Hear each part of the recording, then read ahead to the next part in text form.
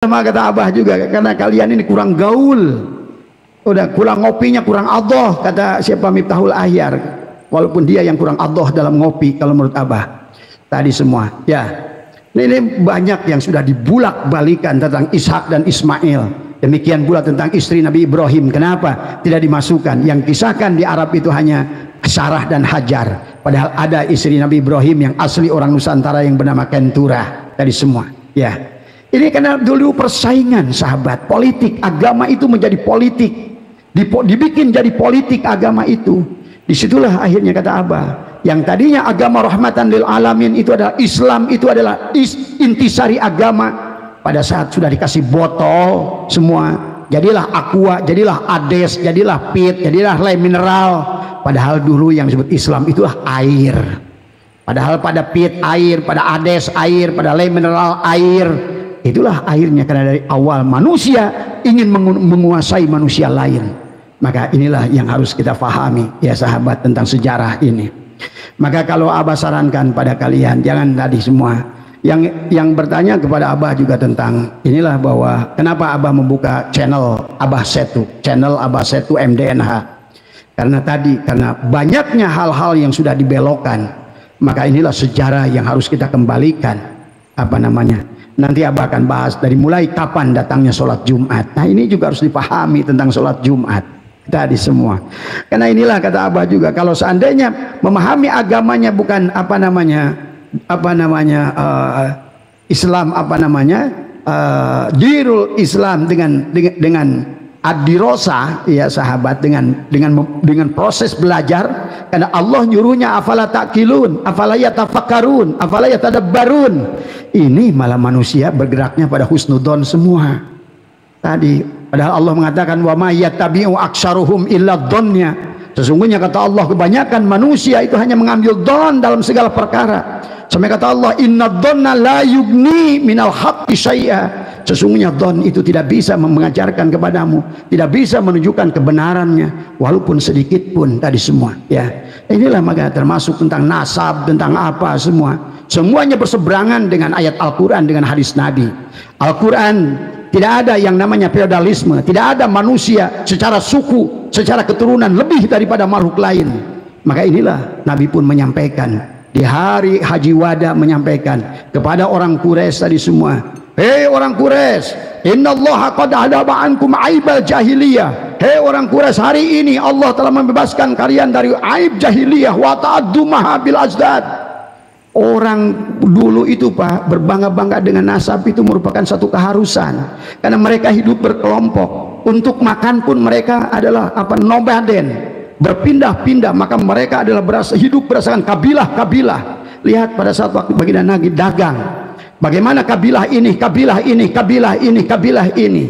Termasuk juga maaf ya sahabat, ada satu sumur yang juga yang akhirnya untuk meminum pun adalah tergantung daripada kabilah mana. Kabilah-kabilah yang terhormat akan dahuluan mendapatkan minum. Itulah kebiasaan daripada orang-orang Yahudi dari dulu. Mereka adalah berbangga-bangga dengan nasab. Bagian-bagian tadi, an-nasu li Adam, kata Nabi. Sesungguhnya manusia itu dari Adam, wal Adam min turab, Adam itu dari tanah. La fadla li arabiyyin ila azamiyin. Tiada kemuliaan orang Arab di luar Arab, wala fadla li aswada ilal ahmar. Tidak ada kemuliaan orang kulit putih dan kulit merah illa bitaqwa. Tapi kenapa sekarang ini banyak sekelompok manusia tadi? Karena 12% kesadaran. Abah minta pendapat dari ada ulama Sukabumi tua tadi semua, terus membuat kitab, udah 3 kitab, malah Abah lihat kitab yang judul yang kedua, judulnya aja udah salah. Bagaimana kita mau membahasnya tadi semua ya. Abah diminta berikan komen kepada kitabnya Abuya Muhtar Sukabumi, Abah tidak mau. Bukan apa-apa, nggak ada yang bisa dikomen dari kitabnya. Semuanya hanya adalah keinginan yang datang dari kitab sumbernya, dari kitab-kitab abad ke-9, 10, 11, 12. Yang jadi persoalan itu adalah persoalan daripada abad 4, abad 5. Katanya Tengku Qori sudah menemukan kitab abad 4, abad 5. Abah sudah bikin sayembara 200 juta, bahkan dinaikkan di Tamah Velfire. Nggak ada sampai hari ini yang bisa menunjukkan tadi sesungguhnya mana bukti Said Ahmad bin Isa al-Muhajir itu. Inilah sebetulnya sahabat bagian daripada pembelokan agama dari awal. Kalau kalian paham, dari Banu Fatimiyah adalah juga di Mesir, di Afrika, Karena kalian ini kurang jalan-jalan, kurang mempelajari agama. Itu adalah bagaimana terjadinya proses ada perang salib, bagaimana hancurnya Spanyol dari 600 jadi negara Islam sampai Al-Kindi, Ibnu Sina adalah ulama-ulama, Syekh Botani, ulama-ulama yang masyhur adalah dari dari Spanyol. Abah berapa kali ke sana, Alhambra, Andalus, atau adalah yang terkenal itu semua. Hanyalah tinggal peninggalan. Kalian coba pelajari bagaimana Islam berpendak di India, ya. 800 tahun Iran bercokol sampai di sana. Kalian lihat di Alhambra itu ada sampai hari ini istana termegah yang tidak akan pernah manusia bisa membuat bahkan hari ini.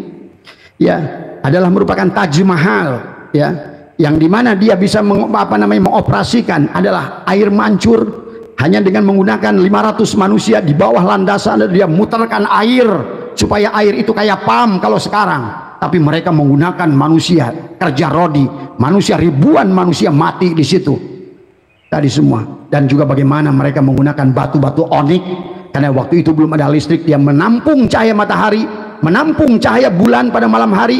Dari batu onik itulah pada waktu malam terang semua bangunan itu, sahabat.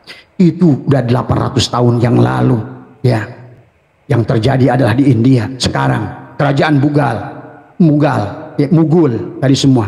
Kemudian juga adalah di Goa, di situ adalah seorang aulia bernama Syekh Tawalud, juga adalah di Goa itu adalah ada masjid tua, sahabat. Inilah tadi, karena kita ini udah tahunya ya sholat begini, ya puasa begini, ya haji begini, tapi giroh semangat dari sholatnya dan ilmu sholatnya sudah hilang semua, saumnya sudah hilang semua, hanyalah tinggal kulit tadi semua, ya, tetapi jiwanya tidak bisa saum tadi semua, ya. Nah inilah, sahabat, maka itulah kenapa baginda Nabi menjelaskan tentang bahwa kita adalah untuk kiamat tadi mulai mengeringnya kesadaran manusia, turunnya kepada dia adalah dukhon, maka dia sudah tidak mampu lagi karena ada dukhon. Dukhon itu kan awan gelap, asap yang gelap. Bagaimana kau akan berpikir pada saat di otakmu ada dukhon? Timbullah pemandangannya adalah tadi bagaimana pandangan orang tadi terhalang dengan pandangan dukhon, maka dia ada Ya'juj wa Ma'juj. Selalu dia itu tentang baik dan buruk, tentang salah dan benar, tentang suka dan tidak suka, padahal segalanya bagi orang yang sudah iman pada qada dan qadar, khairihi juga Allah, wa syarrihi juga Allah. Tapi kenyataannya manusia sulit untuk menerima yang tidak sesuai dengan hawa nafsunya. Padahal kehidupan di alam dunia ini adalah lebih daripada 80% perkara-perkara yang tidak sesuai dengan hawa nafsu kita. Untuk apa? Supaya kita jangan menjadi milik hawa nafsu. Itulah tentang butun. Maka tadi Maliki Yaumiddin ada pada butun kita. Iyyaka na'budu wa iyyaka nasta'in. Tangan dan kaki kita inilah iyyaka na'budu wa iyyaka nasta'in. Sampai Allah berbicara khusus untuk tangan, asabi'ahum fi adanihim minas sawa'iqi hadarul maut wallahu muhitum bil kafirin. Orang yang tidak menggunakan tangannya untuk jalan untuk menuju pada Allah. Segala apa yang di dunia ini, sahabat, Al-Quranul Majid. Maka Quran ini pun Al-Quranul Majid. Semulia-mulianya Quran ini tidak mulia dari orang yang menuliskan Quran ini. Karena Quran ini tidak akan ada tanpa tangan orang yang menuliskan Quran ini. Semulia-mulianya tangan yang menuliskan Quran ini tanpa mata penglihatan Al-Quranul Hakim. Ini adalah Al-Quranul Majid, tangan yang menulisnya Al-Quranul Karim, mata yang membimbing tangan untuk menulis Al-Quran adalah disebutkan dengan Al-Quranul Hakim. Tapi matamu tidak bisa bekerja, tanganmu tidak bisa menulis, maka tidak ada segala perkara di alam dunia ini kalau bukan Al-Quranul Azim. Siapa dia itu Al-Quranul Azim? Hidup kita, hidupnya Allah. Berarti segala bangunan yang ada di dunia ini Allah lah yang bangun. Segala apa yang ada di alam dunia ini Allah lah yang melakukannya, hiduplah yang melakukannya. Tanpa hidup apa yang bisa kita lakukan, sahabat? Nah inilah, maka kita tadi makanya Nabi dari Ya'juj wa Ma'juj turunlah manusia adalah kepada mata satu, Dajjal. Akhirnya apa itu Dajjal? Selalu dia yang disunggahi itu adalah tadi bukan Allahnya, tapi selalu yang dilihatnya adalah makhluk Allah, makhluk Allah, makhluk Allah. Salat dikaitkan kepada makhluk Allah, ibadah dikaitkan juga adalah buat nanti di akhirat dengan makhluk Allah. Surga itu makhluk Allah, neraka juga makhluk Allah, apalagi dunia ini makhluk Allah. Maka dikatakan syai'atuillah la tarhal min kaunin ila kaunin fatakuna kahimarir roha. maka sesungguhnya adalah manusia hanya berpindah dari satu makhluk kepada makhluk tadi. Dihidupkan, dimatikan, dihidupkan, dimatikan. Dia tetap makhluk, kembali kepada makhluk. Asalnya materi, kembali kepada materi. Asalnya mulki, balik lagi ke mulki. Itulah Allah akan terus ulang tadi. Summa yu'iduhu, oleh Allah akan terus diulang tadi semua. Sebelum dia wa inna ilahi roji'un, barulah Allah akan mengundang si jiwa, ya ayyatuhan nafsul mutmainnah. Tetap walaupun jiwa adalah ruh yang ternoda, yang tadinya ruh itu suci, nafakhtu fihi mir ruh, kullu mauludin yuladu ala fitrah, tapi kemudian tadi menjadi jiwa karena tadi mendapatkan masukan huldi pengetahuan dari orang tua, tahu marah dari orang tua, tahu membenci dari orang tua, tahu marah dari tetangga, dari orang lain. Inilah huldi yang menjadikan manusia kehilangan kesadaran di alam dunia ini semuanya, ya sahabat. Nah inilah yang sesungguhnya adalah setelah dia Ya'juj wa Ma'juj, setelah dia mendapatkan ketemu dengan Dajjal, maka dia otomatis karena pandangannya satu, dia akan terpuruk-puruk di alam dunia ini. Maka disitulah dia akan kalau di Sunda itu dah lagu terang-terang kolentrang, terang-terang kolentrang silondok mati paeh nunutan tikusrukana durukan mesat gobang kabuyutan. Nah itulah karena sesungguhnya semua pada saat manusia jadi Dajjal, maka dia akan turun ke bawah, dia akan menarik pedang kabuyutan. Kembalilah dia bertemu dengan Imam Mahdi pada nuraninya. Dia berkata, ya Allah, ternyata apa yang kulakukan selama ini adalah sia-sia. Ya Allah, ternyata yang kuperjuangkan selama ini adalah tidak ada sia-sia. Barulah dia sadar, dia kembalilah pada Allah. Itulah cara Allah, sahabat. Maka ada hijab zulmania, ada hijab nuraniyah. Kata Imam Ghazali, aku lebih suka dengan hijab zulmania. Para aulia Allah lebih suka dengan hijab zulmania tadi semua. Kenapa? Karena hijab zulmania adalah sesuatu yang berseberangan dengan keinginan hawa nafsu, mudah dilawannya tadi semua, ya. Hijab zulmania itu tadi misal dagang rugi, bangkrut, musibah, itulah hijab zulmania. Dengan yang demikian manusia akan mudah lari kepada Allah tadi semua. Tapi dengan hijab nuraniyah, dikasih kekayaan, dikasih ilmu, wah bangga disebut Pak Kiai, bangga disebut Ustadz, bangga disebut Buya, bangga disebut Ajengan, bangga disebut Aceng tadi semua. Hanya lupa dirilah dia semua. Gak sadar aku merasa lebih baik dari orang lain, aku merasa lebih benar dari orang lain, aku merasa lebih mulia dari orang lain. Inilah tadi semua ba'alwi semua, ya, menjadikan akibatnya akhirnya manusia terhijab dari guru sejatinya. Kenapa? Karena kalian mentuhankan manusia, mentuhankan ba'alwi itu, Habib-Habib Sableng itulah yang kalian tuhankan. Inilah yang membuat manusia terpuruk jauh keimanan, karena kalian mentuhankan tadi semua adalah manusia-manusia yang justru dia adalah manusia-manusia yang jahil, manusia-manusia yang bodoh, manusia-manusia yang nggak ngerti kepada dirinya sehingga dia merasa mulia. Bagaimana mungkin kalian akan keluar guru sejatinya tadi semua, ya? Maka kalian bisa saksikan siapapun yang membela orang-orang kayak begini kelihatan bodoh, ya, maaf ya. Termasuk saya lihat 3 tokoh sepuh, sebetulnya orang tua saya di Sukabumi itu tadi semua hanya nulis judul aja kan buat apa, udah salah tadi semua, ya. Begitu baca baru muqaddimah aja saya udah malas meneruskan isinya, karena sudah jelas muqaddimahnya itu sudah menggiring pada natijah.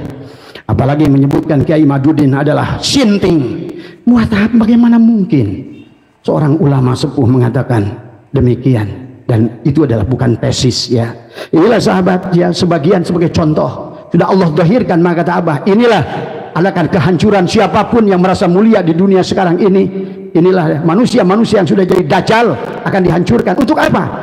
Insya Allah sekarang saudara-saudaraku para habaib itu harusnya mikir sekarang itu. Dia akan berpikir, dia akan bertemu dengan Imam Mahdi pada hatinya. Oh iya, selama ini saya mengaku duriat Nabi justru malah untuk cari duit. Ngaku-ngaku sebagai saudara Nabi, duriat Nabi, tapi sebenarnya yang saya cari adalah duit tadi semua, ya. Kalian akan ketemu kesadaran demi Allah, karena saya sudah bertemu dengan puluhan para habaib yang dia menyatakan sadar sekarang. Harusnya kami sekarang adalah belajar ilmu, harusnya kami sekarang adalah bagaimana kerja keras, bukan hanya dengan menggunakan nasab untuk mencari nasib. Inilah persoalan yang dihadapi oleh bangsa kita hari ini, sahabat.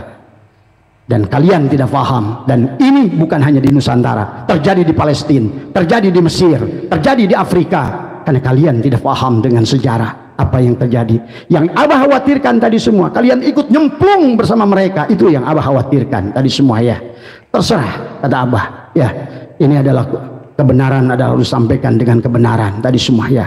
Abah tidak marah, Abah tidak benci dengan siapapun, tapi Abah benci dengan kemungkaran. Inilah tujuan kita, maka jangan pahami, jangan salah. Oh, Abah sudah ilmu hakikat masih ya.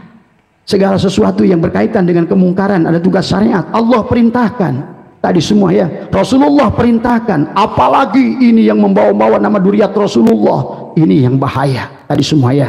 Inilah maaf ya. Jadi sekali lagi, kalau Abah sama sekali, bahkan Abah masih mencintai mereka. Bahkan kita harus mencintai mereka. Kita tidak boleh membenci mereka. Justru kita harus sayang kepada mereka supaya mereka menemukan kesadaran.